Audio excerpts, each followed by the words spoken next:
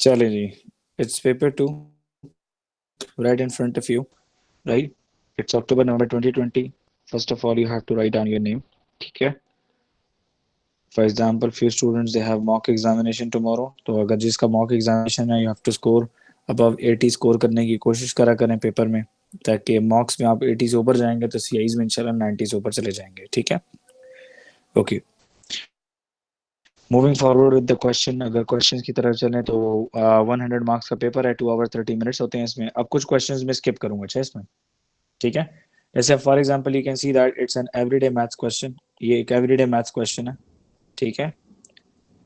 Everyday mathematics का question है. ठीक है?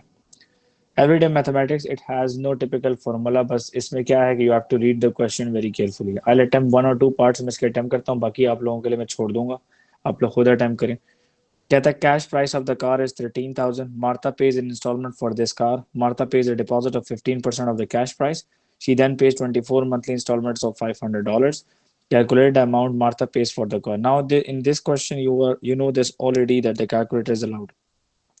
कि ऐसे क्वेश्चन में आपको कैलकुलेटर जो है वो बिल्कुल अलाउड होता है. तो इन क्वेश्चंस में कैलकुलेटर अलाउड है, तो मतलब cash price of the car जो है ये हो गई. ठीक है? उसने डिपॉजिट पे किया है, तो deposit is how much? Deposit is 15% of the cash price. Cash price is 13,000. ठीक है? आपको यहाँ पे पेपर में करने की जरूरत नहीं है. 15 डिवाइड बाय 100 मल्टीप्लाई बाय 13,000. आपके पास कैलकुलेटर अलाउड है, तो आप 15% लिखो. 15%. 15% मल्टीप्लाई बाय 13,000. तो ये इसने डिपॉजिट पे करना है. ठीक है? That is 1950. ठीक है? ये पे करेगी. फिर उसके बाद उसको ऑप्शन है कि 24 मंथली इंस्टॉलमेंट्स दे. तो इंस्टॉलमेंट्स कितनी बनती हैं टोटल? ये इतना साफ साफ लिखा करें वहाँ पे. 24 monthly instalments of $500. So 24 multiply by 24 multiply by 500. तो ये 24 इंस्टॉलमेंट्स बन गई 12,000 की. ठीक है? Okay. Now they say that calculate the total amount Martha pays, so you have to add these two. So it's 13,950 she has to pay. ठीक है? Using इस कॉन्सेप्ट को हायर परचेज कहते हैं. ठीक है? जब आप कोई चीज जो है ना इंस्टॉलमेंट्स पे खरीदते हैं, तो हायर परचेज प्राइस. तो हायर परचेज प्राइस हो गई इसकी. Okay. The price of the phone is reduced by 12% in a sale, and the sale price of the phone is 286.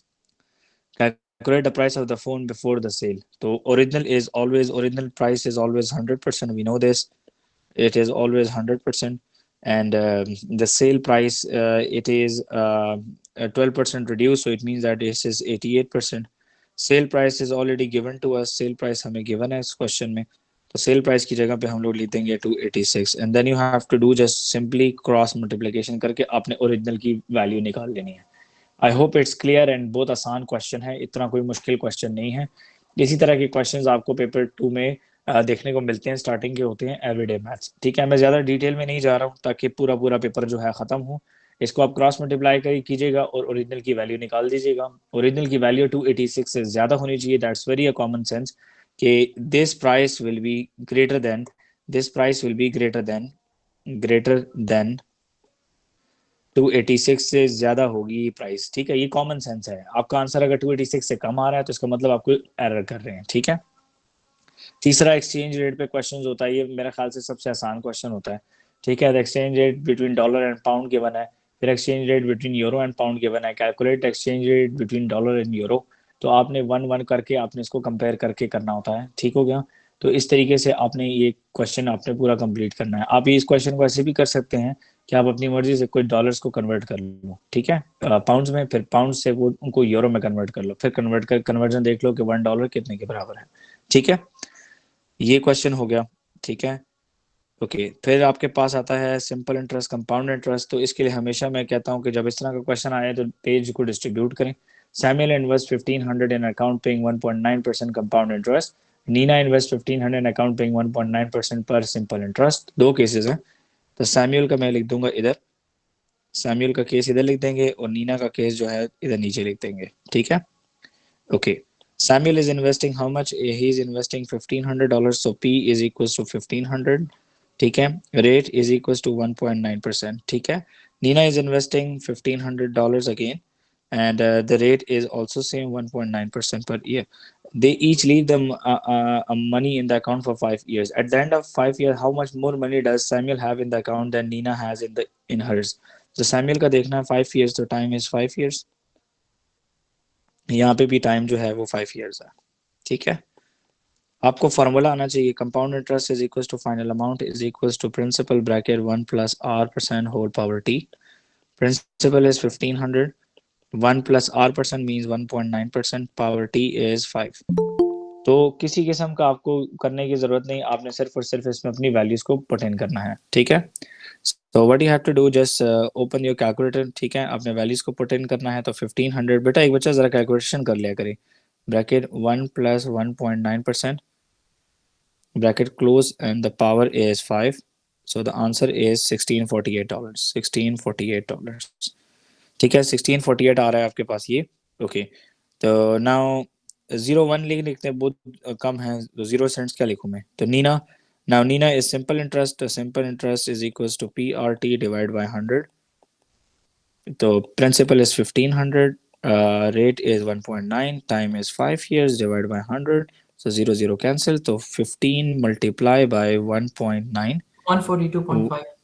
1.9 multiply by 5, multiply by 5.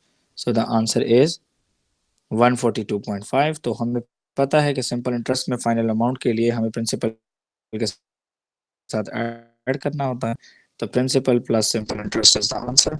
1500 plus 142.5. So the answer is 1642.5. Now they say that how much more money does Samuel have? तो more के लिए हमें Samuel के पैसों में से इसको minus करना पड़ेगा. So which is 1648 minus 1642.5. So 1648 minus 1642.5.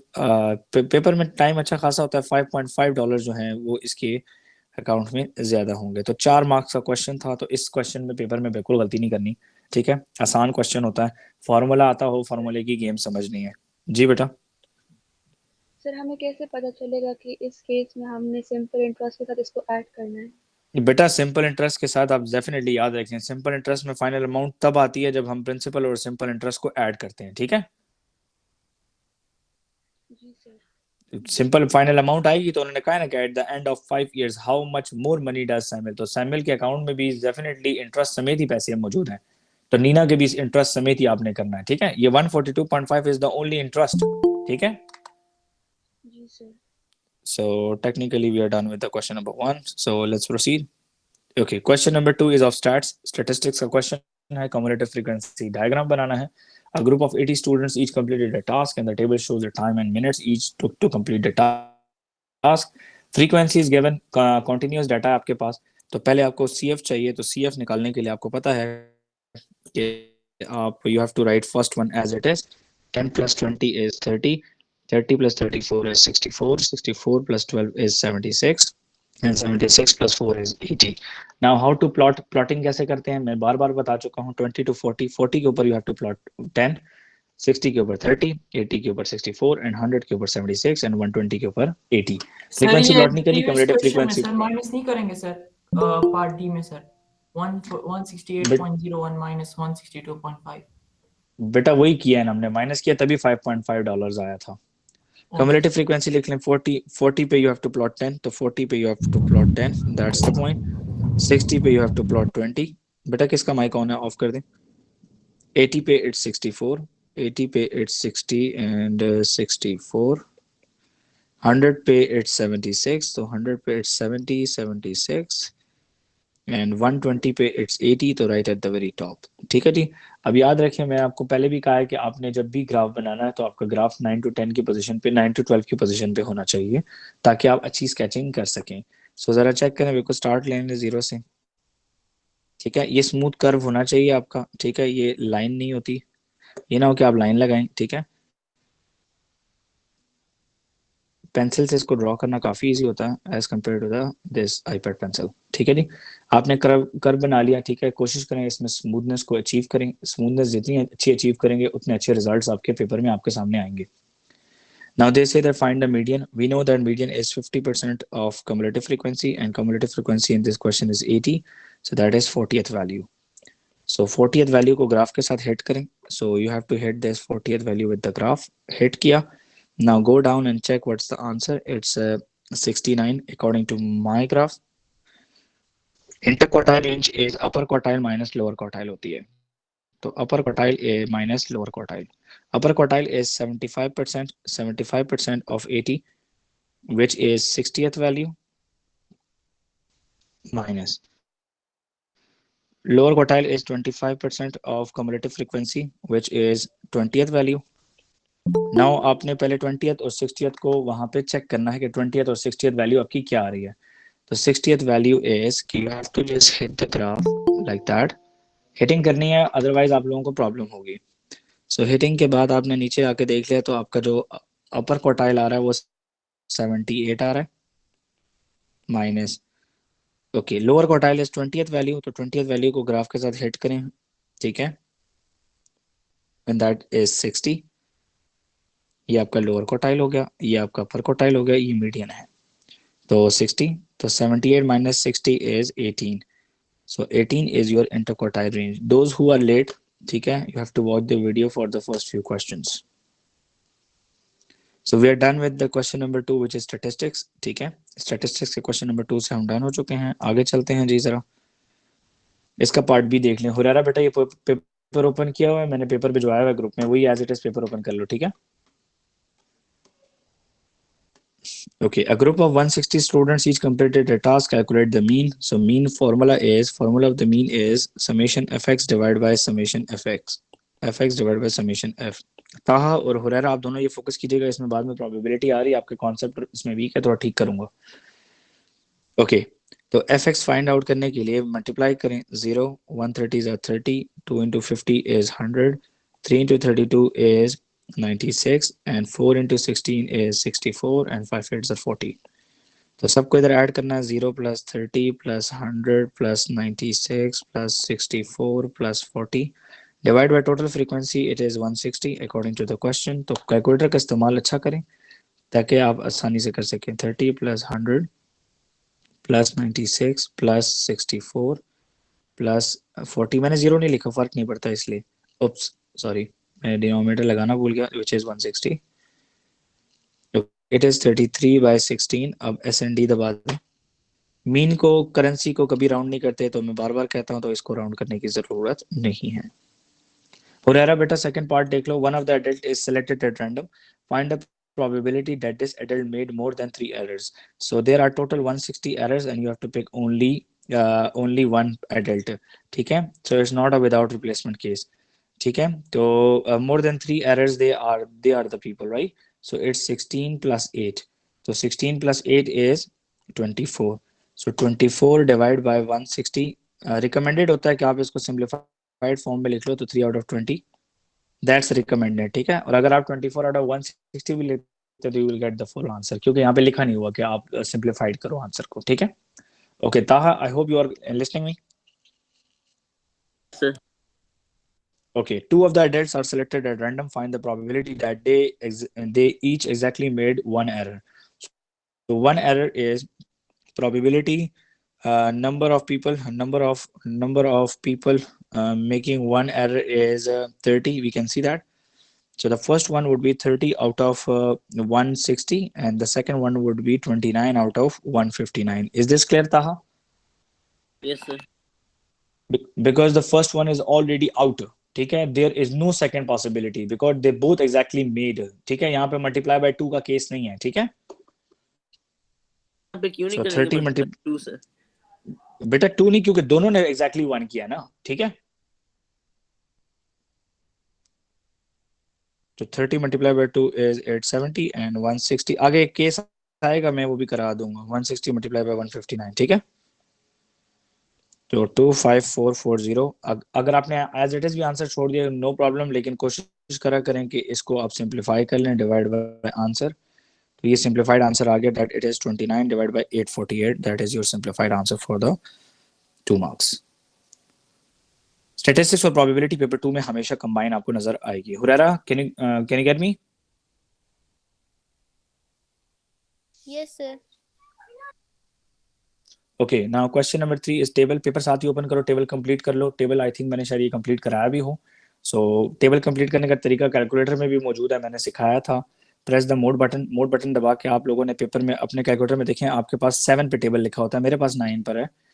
ठीक है, 9 पे मैंने 9 का बटन दबाया। ठीक है, एफ ऑफ एक्स मेरी कैलकुलेटर स्क्रीन पर आ चुका है। अब मैं कैलकुलेटर में ये फंक्शन डालूंगा, तो पहले मैं लिखूंगा फ्रैक्शन, फिर दबाऊंगा अल्फा एंड ब्रैकेट, तो एक्स आ गया मेरे पास, देखें स्क्रीन पर। Divide by 4 plus 2 fraction alpha and bracket button x, ये फंक्शन मैंने कैलकुलेटर में पुट इन कर दिया है। इक्वल दबा दें, दूसरा फंक्शन है ही नहीं कैलकुलेटर में। टेबल स्टार्ट हो रहा है 1 से, मैं 1 से स्टार्ट करूं क्योंकि 0.5 ऑलरेडी कंप्लीट है और मुझे चाहिए 7 की वैल्यू, तो आई एंड द टेबल एट 7। मैं 7 पे टेबल को एंड कर दूंगा। ठीक है, और स्टेप 1 लेता हूँ क्योंकि because there is 1 complete jump, तो इक्वल दबा देते हैं। चलें जी, देखिए 1 पे ठीक है, 2.25 हमारे पास ऑलरेडी मौजूद है, तो हम लोगों ने चेक कर लिया। अब हम लोग जरा नीचे देख लेते हैं कि 7 पे क्या आंसर आ रहा है। इट्स 7 पे इट्स 2.03, सो इट्स 2.03 है, तो मैं 04 ले दूंगा। ठीक है, 3 सिग्निफिकेंट नंबर के 1 मार्क हो गया, टेबल कंप्लीट हो गया हमारा। अब करना है इस ग्राफ को प्लॉट, तो 0.5 पे इट्स 4.13, तो 0.5 is this point, so 4.13 is probably here. Okay, 1 पे 1 2.25, 1 पे it's 2.2 2.25. Okay, 1.5 पे it's 1.71, so 1.5 पे it's 1.56771 would be here. 2 पे it's 1.5, so 2 पे it's 1.5 is right here. 3 पे it's 1.42, 3 पे it's 1.4 and 1.42 probably here. 4 पे इट्स 1.5, तो 4 पे इट्स 1.5 राइट हियर। देखें सारे पॉइंट्स एक दूसरे के साथ एक ग्राफ की शेप बनेगी। 5 पे इट्स 1.65, तो 1.5 1.6 1.65। 6 पे इट्स 1.83, तो 6 पे 1.8 एंड 1.83 प्रोबेबली हियर। एंड 7 पे इट्स 2.04, तो 7 पे 2.04, तो 2 से थोड़ा सा ऊपर लगा दें बस। ठीक है, इतनी ज्यादा एक्यूरेसी हम इसमें मेंटेन नहीं कर सकते क्योंकि पॉइंट्स बहुत छोटे हैं। ठीक है, नाउ मैं आपको बार बार कहता हूं कि आपका ग्राफ जो है वो 9 to 12 की पोजीशन पे होना चाहिए, तो आप लोगों ने पेज उल्टा कर लेना है इसको प्लॉट करने के लिए। ठीक है, मैं आईपैड को उल्टा नहीं कर सकता, तो यहाँ पे आपने इस तरीके से कर लेना है। ठीक है, स्मूथनेस मेंटेन करनी अच्छा हो रहा है, वरना रिजल्ट्स जो है ना थोड़े बहुत खराब हो जाएंगे। ठीक है,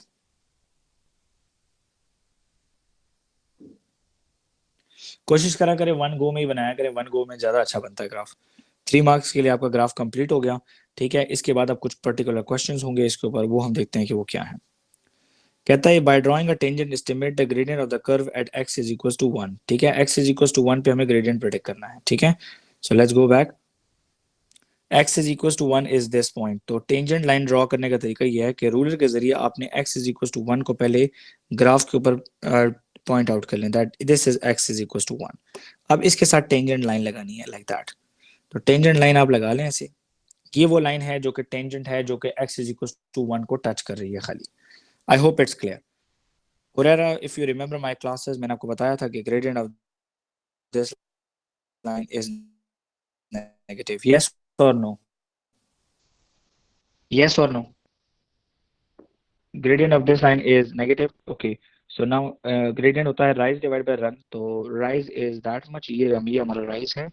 So it is 4.3. So that is rise is 4.3. And the run is this is run. So which is 2. So 4.3 divided by 2 is answer minus में लिखना है. तो 4.3 4.3 divided by 2 क्या था बेटा? 4.3 divided by 2 it is 2.15, it is 2.15। ठीक है बेटा, it's 2.15। तो ये हमारा हो गया पार्ट जो जिसके लिए एग्जामिनर हमसे मांग रहा था। ठीक है, ओके, नाउ लेट्स प्रोसीड। देखते हैं कि आगे क्या क्वेश्चन है। एग्जामिनर हमें नेक्स्ट पार्ट में पूछ रहा है on the grid draw the graph. तो मुझे एक बात बताएं बेटा, Taha Taha sir on the grid draw the graph. To draw the graph we need a table, हमें टेबल चाहिए होता है। हम टेबल के लिए टेबल के बगैर हम ग्राफ नहीं बना सकते। ठीक है, now we can see that it's a line, हमारे पास लाइन है, ये लाइन है because it's a linear equation है, x की पावर y की पावर 1 है, राइट हो रहा है। तो इसका मतलब है we need 2 points to plot the graph x and that is y। जरा x को 0 पुट करते हैं, ठीक है, तो ये हो जाएगा 2y plus 0 is equal to 6, 2y is equal to 6, so y is equal to 3। एक पॉइंट ये हो गया। दूसरा पुट करते हैं, x is equal to 2 put कर लेते हैं, आपकी मर्जी, 2 पुट कर लो। तो दूसरा पॉइंट पुटिंग हो गया 2y plus 2 is equal to 6, 2y is equal to 6 minus 2, 2y is equal to 4 divide by 2, तो y इज इक्वल टू 2। तो 2 2 हमारे पास 2 पॉइंट्स आ चुके हैं, 0 3 एंड 2 2। अब ये 0 3 एंड 2 2 मैं वहां पे प्लॉट करूंगा ग्राफ में, ठीक है, पे अटेंशन। एक पॉइंट था 0 3, एक पॉइंट था 0 3, तो 0 and 3 is this point, and एक पॉइंट था 2 2, तो एक पॉइंट था 2 and that one is 2 as well, ठीक है जी। अब इन दोनों पॉइंट्स को ज्वाइन करना है रूलर के जरिए, मैंने फिर कलर चेंज करना है ताकि सब चीजें मिक्स ना हो, ठीक है। तो 2 2 को हम इन दोनों पॉइंट्स को ज्वाइन करेंगे, तो ये ग्राफ जो होगा ये वो ग्राफ है जो कि वहां पे वो हमें कह रहा था कि ड्रॉ करो। So that's the name of this graph. Is this clear everybody? sir. Yes or no? तो जब जैसे ही आपने ये ग्राफ बना लिया तो बेटा आपको यहाँ पर 2 मार्क्स मिल जाएंगे, ठीक है। नाउ ये कह रहा write down the x coordinate of the point of the intersection of the graph and the function. Graph और फंक्शन जहाँ पे इंटरसेक्ट कर रहे हैं वहां के x कोऑर्डिनेट्स लिखने हैं। तो जरा गौर करें, हम वहां पे जाएंगे वापस, ठीक है। तो यहाँ पर देखें जी, एक हमारे पास पॉइंट ऑफ इंटरसेक्शन जो है वो ये आ रहा है, ग्रीन लाइन और हमारी रेड लाइन यहाँ पे इंटरसेक्ट है, एक ग्रीन और रेड यहाँ पे इंटरसेक्ट है। एक पॉइंट है ताहा 0.8 और दूसरा पॉइंट है 3, यस और no? Yes sir. So one point is 0.8 and another point is 3 for 2 marks. All right. Hurera? Yes sir. Hurera? बेटा ये कहता है these x coordinates are the solution। तो solution x coordinate अगर ये solution है तो इसका मतलब है we have to write y is equals to y। Remember that? Yes sir. Okay, 1y is the original function, as we know that this is original function, y is equals to x divided by 4 plus 2 by x, but another y is not yet done, तो हमें इसको थोड़ा सा subject making करनी पड़ेगी। तो it would be something like that 2y is equals to minus x plus 6, so divide by 2 on both sides। now the y is subject, okay, ठीक है। अब हमारे पास जो y है वो subject है, तो y is equals to y putting करनी है हम लोगों ने। तो y is equals to y putting करने के लिए हमारे पास होना चाहिए अलजबरा का ग्रैब। तो y is equals to y, एक y हमारे पास बराबर है फंक्शन के और एक y था हमारे पास line, minus x plus 6 divide by 2। Right side पे फ्रैक्शन है और फ्रैक्शन को ऐड करने के लिए डिनोमिनेटर्स का सेम होना बहुत जरूरी है। जरा इधर और करें ताकि थोड़ा सा ये ऐड हो जाए। तो डिनोमिनेटर को सेम करने के लिए what I am gonna do, I am gonna right 4 with that area and x with that area ताकि डिनोमिनेटर सेम हो जाए। तो ये आ जाएगा बेटा x square divide by 4x plus 8 divide by 4x। Denominator is now same is equals to minus x plus 6 divide by 2। Now यहाँ पे डिनोमिनेटर सेम हो चुका है तो हम इसको ऐसे लिख सकते हैं 4x, ये आ जाएगा x square plus 8 is equals to minus x plus 6 divide by 2। Now अब ये नहीं है, यहाँ पे हमेशा याद रखें, यहाँ पे जो मोस्ट कॉमन एरर है, यहाँ पे बच्चे कटिंग करना शुरू कर देते हैं। जरा ये देखें बेटा, यहाँ पे ये नहीं कर सकते हम लोग 2 1s are 2 and 2 3s are 6 कर दें, ये गलत है। नीचे 2 रेडी है कटिंग के लिए लेकिन 6 रेडी नहीं है, बिकॉज 6 x के साथ ऐड हो रहा है। यहाँ पर भी स्टूडेंट्स क्या करते हैं, x और x स्क्वायर को काट देते हैं, दैट्स रॉन्ग, ये गलत है। बिकॉज x तो रेडी है कटने के लिए लेकिन x स्क्वायर 8 के साथ ऐड हो रहा है, तो ये रेडी नहीं है, आप यहाँ पे कटिंग नहीं कर सकते हैं। We can do only cross multiplication, हम क्रॉस मल्टीप्लीकेशन कर सकते हैं। तो 2 times x square plus 8 is equal to 4x times minus x plus 6।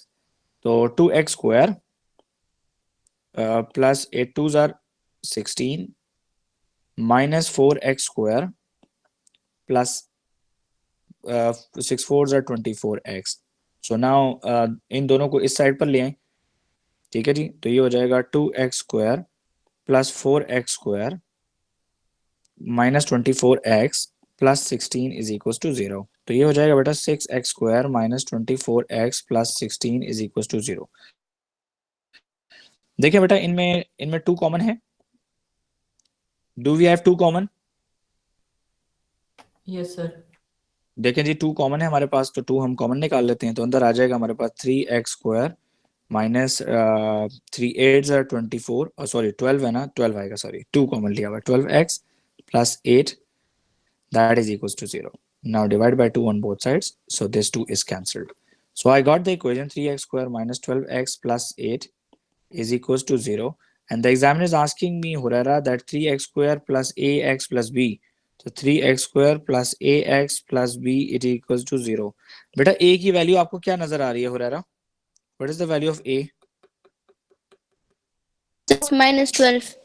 Very good. So value of a is minus 12 and the value of b is 8.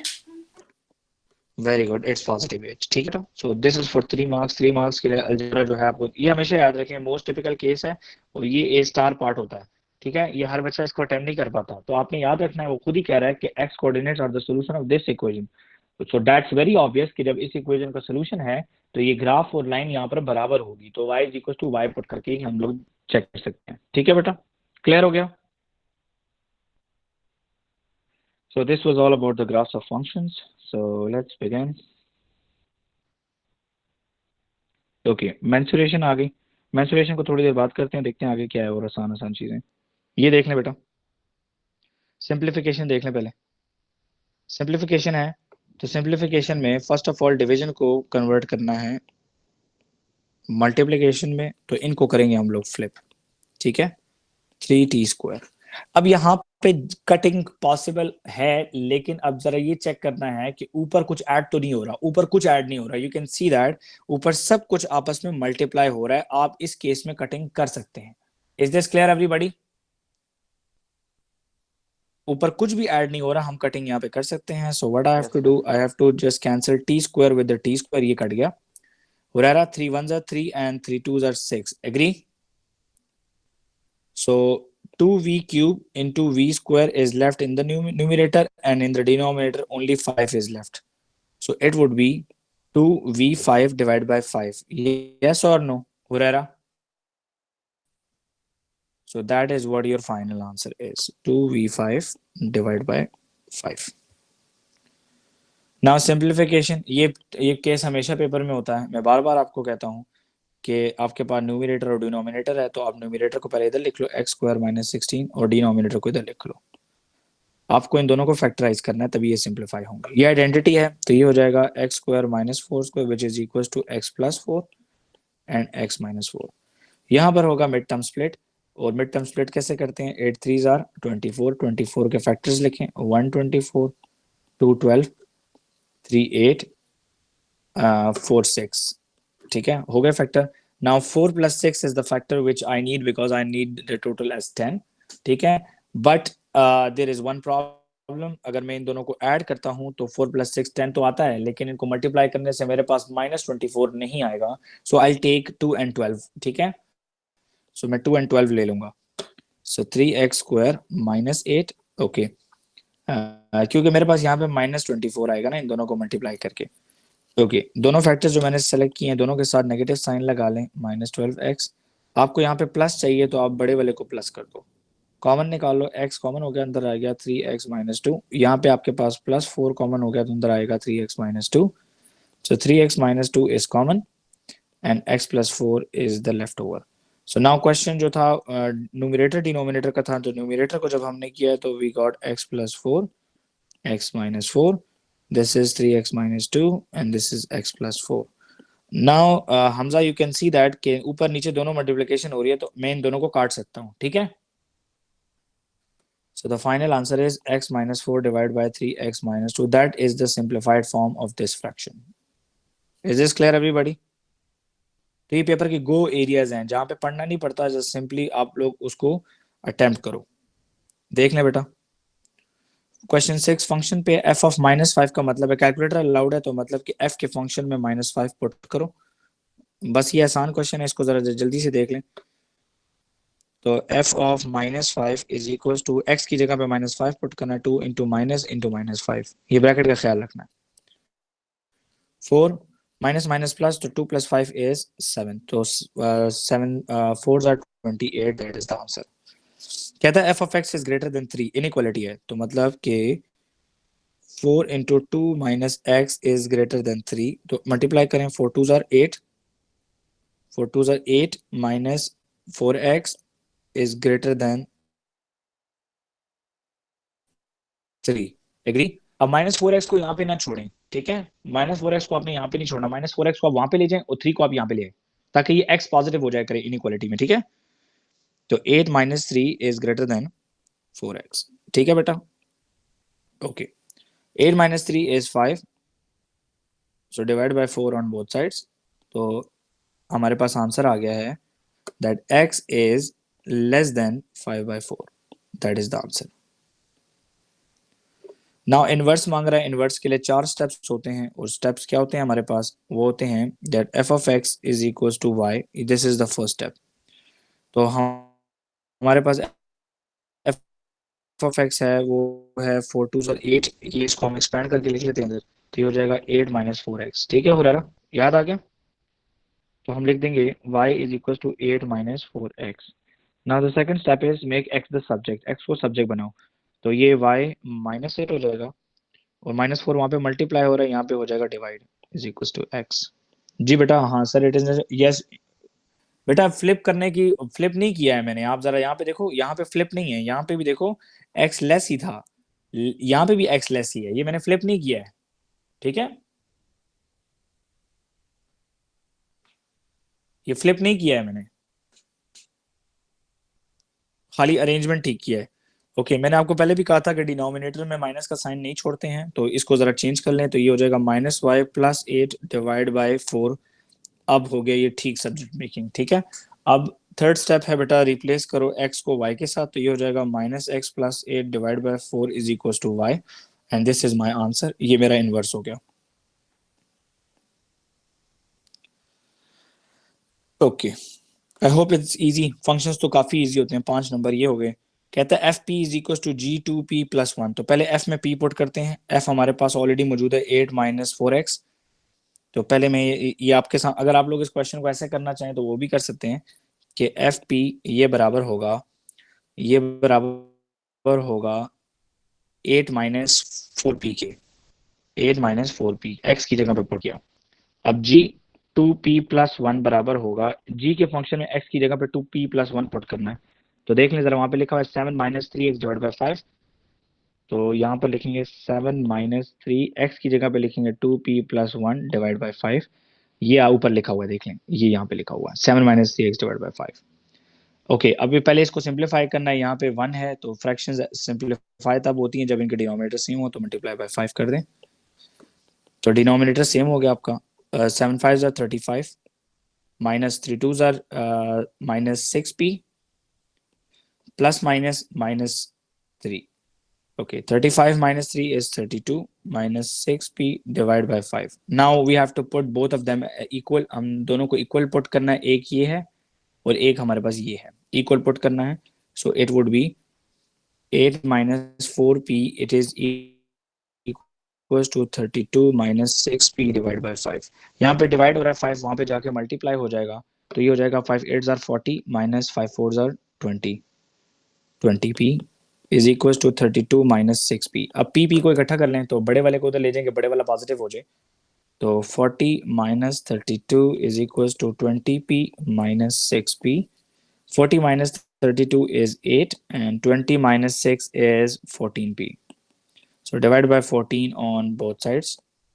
So 14 and 14 cancel. So p is equal to 8 by 14. तो 8 by 14 is what? Simplify होता है ना ये होता है 4 out of 7. So I got the answer 4 out of 7. Is this clear everybody? Is this clear everybody? Can you explain this again? Which one? Yes, sir. Sir ये 8 - 4p sir आपने कहाँ से लिया सर? सर ये sir please explain कर सकते हैं? बेटा ये देखो, ये fp इज इक्वल टू ये है ना, पहले मैंने fp की वैल्यू निकाली है कि fp है क्या चीज, f(x) का फंक्शन उसमें, ठीक है? उसमें मैंने p पुट किया. फिर g2p + 1 की वैल्यू निकाली है, तो gp2p + 1 में मतलब g के फंक्शन में x की जगह पे 2p + 1 पुट किया है और उसको सिंप्लीफाई किया है. Is this clear everybody? Now according to the question they both are equal, right Bareera? Yes, sir. ये 5 यहाँ पे डिवाइड हो रहा है, तो यहाँ पे आके मल्टीप्लाई हो जाएगा, तो 5 8s are 40 -5 4s are 20p. Is this clear? तो ये दोनों बराबर हो गए, यस और नो? अब P को सब्जेक्ट करना है तो मैं 20 को यहाँ पर ले गया हूँ और 32 को यहाँ पे ले आया हूँ. Is this clear? तो यहाँ पे मेरे पास आंसर आ गया है 4 out of 7. जी बेटा अब क्वेश्चन पूछ लें. सर समझ आ गई है. ओके चलें, दैट्स गुड. तो ये था फंक्शन. ओके ये देख लें, ये आसान क्वेश्चन है. Huraira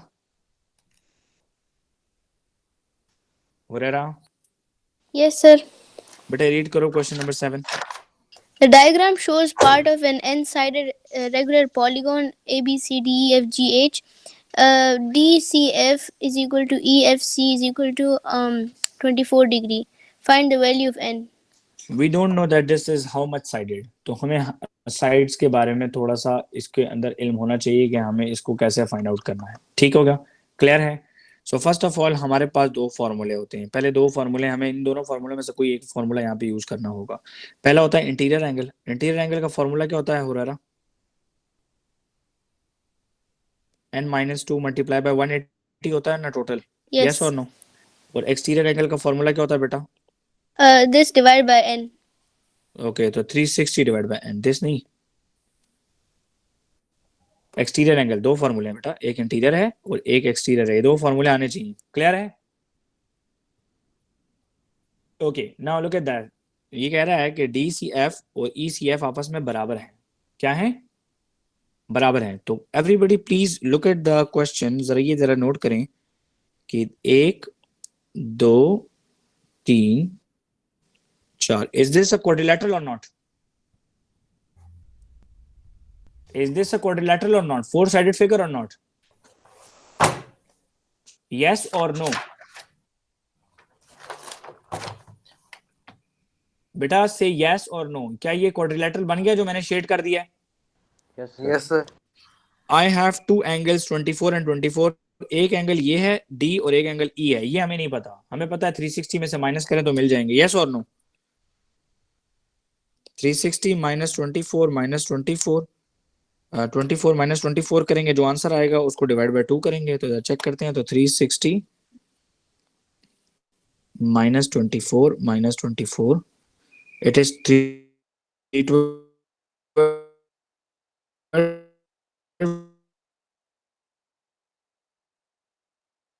divide by 2. सो यहाँ पे मैं लिख लेता हूँ 312 divide by 2 is 156. So Huraira, can I say that interior angle is 156? Yes, sir. Huraira बेटा इंटीरियर एंगल 156 हो गया कि नहीं? जी sir. अंदर बन गया ना. एक्सटीरियर एंगल आपको पता है ना कि interior plus exterior it is equals to 180. Yes और no? Remember that? Yes, sir. तो एक्सटीरियर निकालने के लिए 180 में से 156 को माइनस कर लें. तो 180 minus answer, so it's 24. Exterior angle आ गया 24. तो अब एक्सटीरियर एंगल को बस सिंपली एक्सटीरियर एंगल के फॉर्मूले में पुट करेंगे, आसानी से निकल आएगा. तो ये आ जाएगा बेटा 24 is equal to 360 divide by n. So n वहां पे जाएगा और 24 यहाँ पर आ जाएगा. So n is equal to 360 divide by 24. So 360 divide by 24 मतलब आंसर मैंने पुट किया हुआ था. तो n is equal to 15 sided polygon है. ये कितना साइडेड है बेटा? 15 साइडेड पॉलीगॉन है. Okay, now they say that find HFG, HF and G. तो HFG हमें कैसे फाइंड आउट करेंगे बेटा? हुरैरा बेटा कह रहा है एंगल HFG फाइंड करो. तो HF को पहले कनेक्ट करो. HF कनेक्ट हो गया. You need to find out this angle. Yes or no? Don't you think that it's a triangle? Hureira beta, say yes. Yes. So just name them. मैंने थोड़ा सा जरा ओपन करके बनाया है ताकि जरा समझ आ जाए. H and G. According to the question, it's a regular polygon. ठीक है? And we know that angle G is 156 because it is interior angle. So that's very common sense that these two angles are equal. Do you agree with me or not?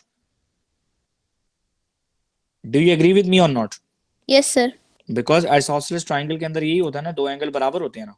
Yes or no? So Let's find out. So 180 minus 156, 180 minus 156, that is equals to how much? 24. Now 24 divided by 2 is the angle which is 12 degree. समझ आ गई बेटा सबको? बरीरा समझ आई है? Yes sir. Okay, चलिए जी आगे चलते हैं। ये भी छोड़ देते हैं, थोड़े डिस्कशंस वाले हैं, वो क्वेश्चंस करते हैं जो जल्दी जल्दी होते हैं। H is the point, sir एक बात calculate पूछिए। जी बोलें। जी सर ये जो क्वेश्चन 7A का जो पार्ट 1 है तो उसमें वी कैन माइनस 180 माइनस 24 तो उसमें 156 आ रहा है, वो भी कर सकते हैं? नहीं 180 माइनस 120 वो आपके पास बेटा याद रखें, ये जो आपने ये तरीका आपने बोल दिया ना कि 180 माइनस 24 करें तो हमारे पास 156 आ रहा है, बेटा ये एक्सीडेंटली आ सकता है आपके पास, लेकिन इसके पीछे कोई कॉन्सेप्ट नहीं है। समझ आइए? समझ आइए आपके पास? आपको समझ आ गई? Okay sir. Yes sir. आप इसमें ये कर सकते हैं, आप इसमें ये कर सकते हैं कि यहाँ पे 90 डिग्री का स्ट्रेट एक ट्राइंगल बना लो, और फिर 90 हो जाएगा, फिर 90 में से 24 माइनस करो, फिर ऊपर 90 के साथ ऐड करो। देखो जैसे इसमें एक दूसरी केस ही हो सकता था, पे अटेंशन, कि अगर मैं यहाँ पर एक ट्राइंगल बना लेता, ठीक है, ये 90 होता, दैट्स वेरी ऑब्वियस, ठीक है, ये 90 एक ट्राइंगल बना लेता, ठीक है, तो ये 24 होता, तो ये एंगल मैं निकाल सकता था। एग्री? तो 90 minus 24 is what? 90 minus 24 is 90 minus 24 is 66। हमें पता है कि यहाँ पे बाहर भी 90 बनेगा, तो 90 plus 66 is again 156। ठीक है, तो इसका मतलब है आप ये भी मेथडोलॉजी इस्तेमाल कर सकते थे। क्लियर है बेटा? क्लियर है? चले देखें और कौन से आसान सवाल हैं। वेक्टर सबसे आसान क्वेश्चन होता है, ठीक है, तो सबसे पहले वेक्टर्स को अटेम्प्ट करें। आपने पेपर में वो क्वेश्चन अटेम्प्ट करने हैं जो आपको सबसे ज्यादा अच्छे आते हैं। ओके, इट्स अ पैरेललोग्राम, ठीक है, पैरेललोग्राम है, तो पैरेललोग्राम है तो ये कहता है the diagram shows a parallelogram OBCE and O to A is equals to P and O to E is equals to Q, so that's very obvious कि B to C is also Q. Okay, AD is parallel to OE and O to A ratio A to B is 1:3। देखें जरा बेटा, O to A ratio A to B ये वाली line है, ठीक है, ये लाइन में जरा बाहर बना रहा हूँ समझाने के लिए, ठीक है, तो ये हो गया O, that point is A, that point is B।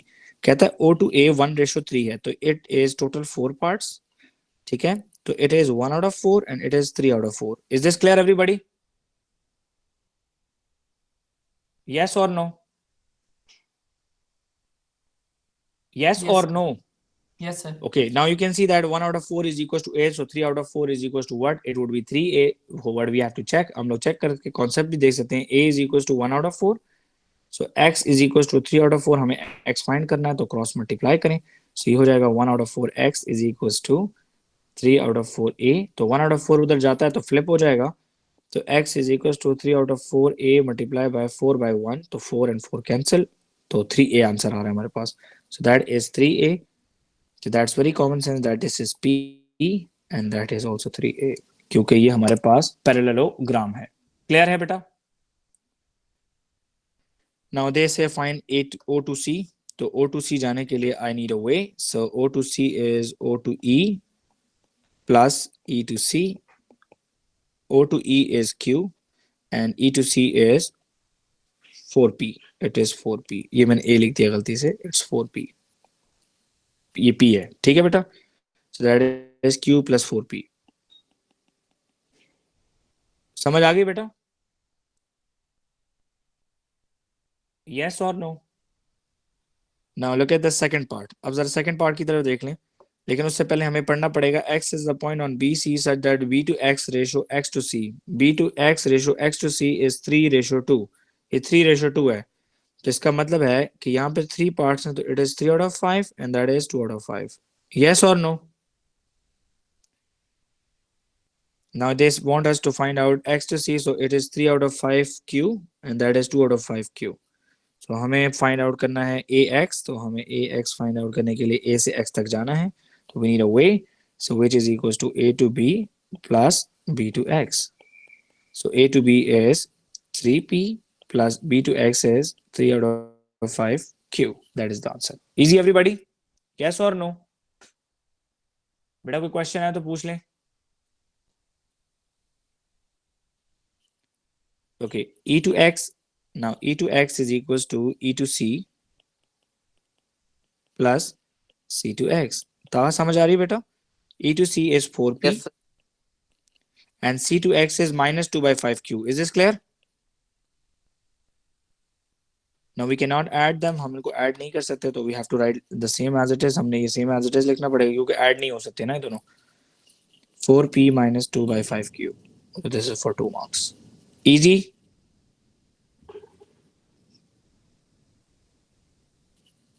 So this was all about the vectors. अब हो गया पेपर हमारा एंड तक खत्म. ओके नहीं, ट्रिग्नोमेट्री रह गई है. कहता है calculate angle ABC. Angle ABC आपने फाइंड आउट करना है, तो वी हैव टू चेक कि साइन रूल को साइन रूल लगता है कि नहीं. क्वेश्चन नंबर 9 है ये, तो चेक करते हैं जरा. Sine B divide by 6.4 is equal to sine 79 divide by 9.5. बिल्कुल लग रहा है जी, तो 6.4 वहां पे ले जाएं. Sine 79 divide by 9.5 multiply by 6.4, तो ये इनवर्स लेंगे इसका, तो b is equal to sine inverse of the bracket.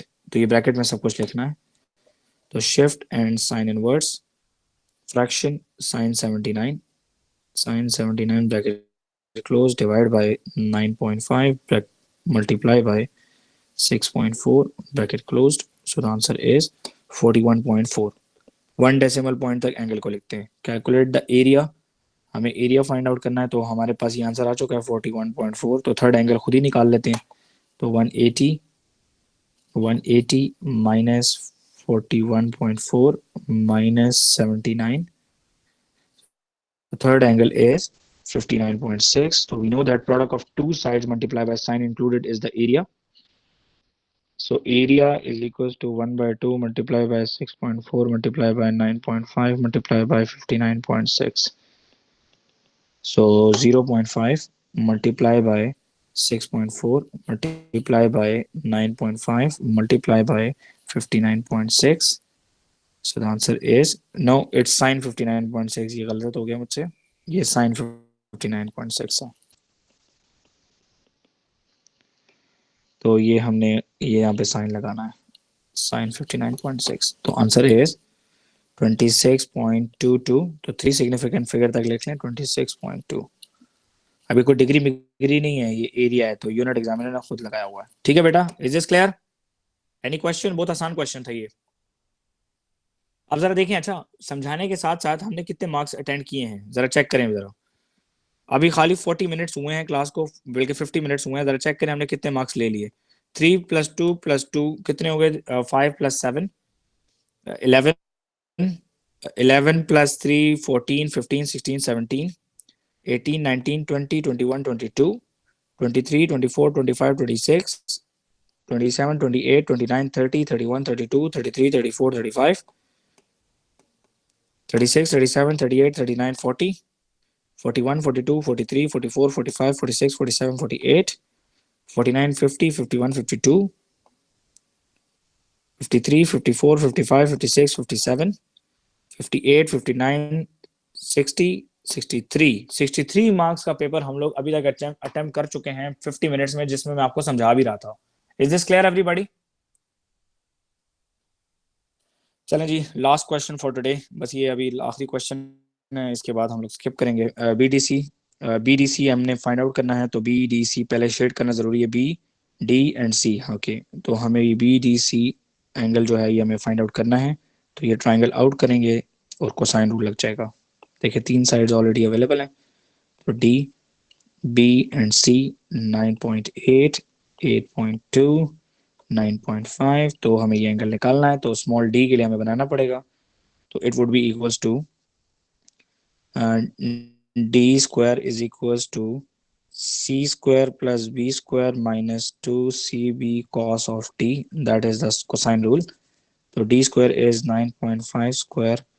ऐसा करते हैं, cos डी को पहले सब्जेक्ट बना लेते हैं, आसानी हो जाएगी जरा. तो D square minus C square minus B square divide by minus 2cb is equals to cos T. अब वैल्यू पुट कर लेते हैं ताकि आसानी हो जाए.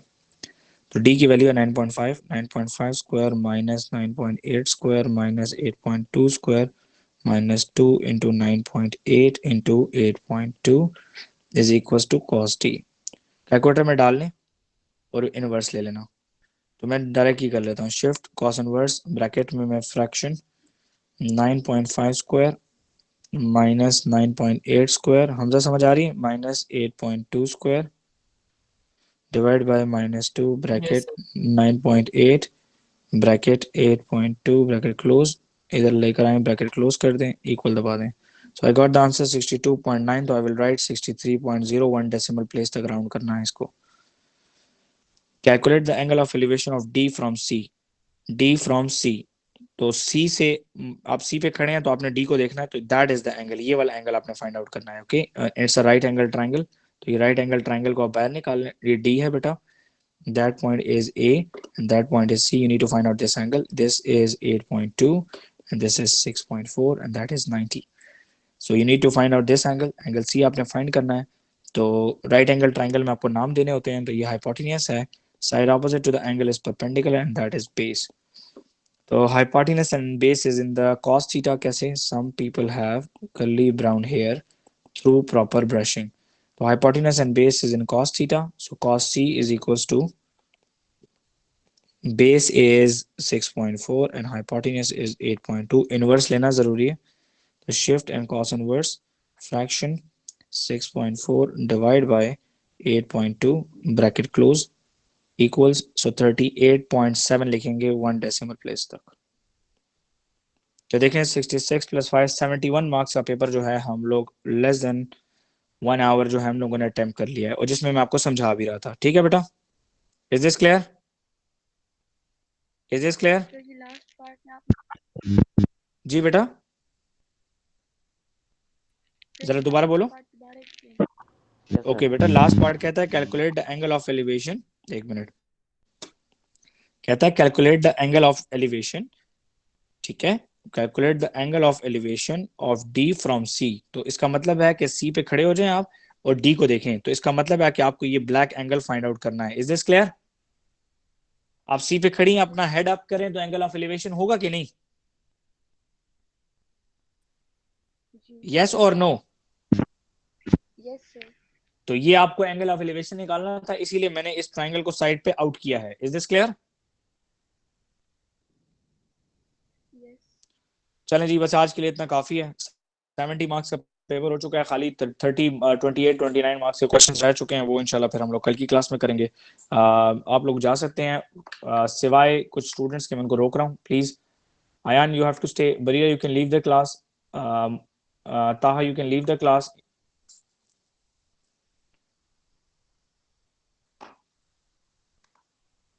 जी O3 कैसे